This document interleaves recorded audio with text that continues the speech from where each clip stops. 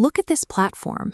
It's 5 a.m., the air is cold, and the only illumination comes from a few weak electric bulbs, fighting against the edge of the jungle. This is Deoli. For an 18-year-old traveler heading back to his grandmother's house, a stop like this barely registers.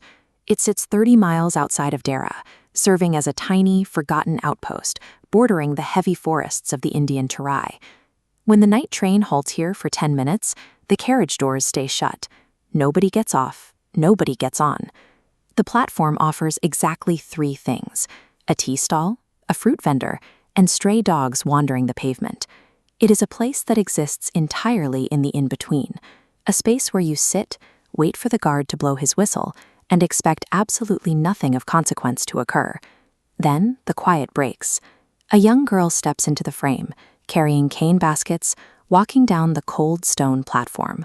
She wears an old shawl pulled tight across her shoulders against the chill. Her feet are completely bare, stepping with a quiet, practiced dignity, and her dark, searching eyes quickly lock on to the only passenger looking back at her. She stops right outside his carriage window. For a long, heavy moment, neither of them speaks. They just stand there, separated by the metal frame, staring intently at one another.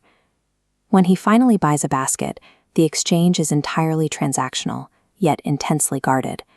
He hands over a single rupee, pulling his hand back quickly, hardly daring to let their fingers brush. The engine hisses, the carriage jolts forward, and she is left behind. As the jungle swallows the station, the sight of her standing completely alone on the platform is seared into his memory, a sudden, sharp arrival of unfinished business. 2 months go by. The landscape blurs as he makes the long return journey out of the mountains. Only this time, the indifference is gone. As the train approaches Deoli, he finds himself actively scanning the platform, waiting for her, and she is there. When she spots him, her face lights up with a sudden smile. They don't need to exchange a greeting. The immediate, mutual recognition feels like 2 old friends colliding. He acts entirely on impulse. He springs off the footboard, walks straight up to her, takes the heavy baskets from her arms, and catches hold of her hand. The text of the story captures the contrast between his sudden urge to move and her static reality. He tells her, "I have to go to Delhi." She simply nods and replies, "I do not have to go anywhere." Then the station master blows his whistle. The train begins to slide forward, physically tearing him away from her. He wrenches his hand back and runs for the moving carriage, but that forced separation achieves the opposite effect. It solidifies the bond, turning a random encounter into a distinct promise to return. He spends the entire academic year holding on to that promise. As soon as the college term ends, he packs his bags in a rush, leaving for Dera earlier than usual, driven by the need to see her again. The train slows to a halt at Deoli.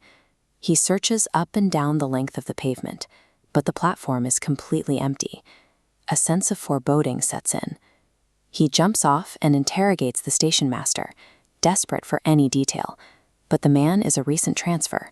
He knows nothing about a girl selling baskets. He tracks down the old tea stall owner. The man remembers her, sure, but his answer is painfully blunt. She just stopped coming. When asked why, the owner coldly dismisses her disappearance. She was nothing to me. There is no time to press further. The train is already rolling out of the station. Once again, he is forced to sprint for the carriage door, physically ripped away from the mystery before he can find a single answer. She has simply vanished. The physical world offers nothing back, just the mango tree and the dusty road leading into the jungle. It is a silence that demands a resolution the station will never give him. In the immediate aftermath, the path forward seems obvious.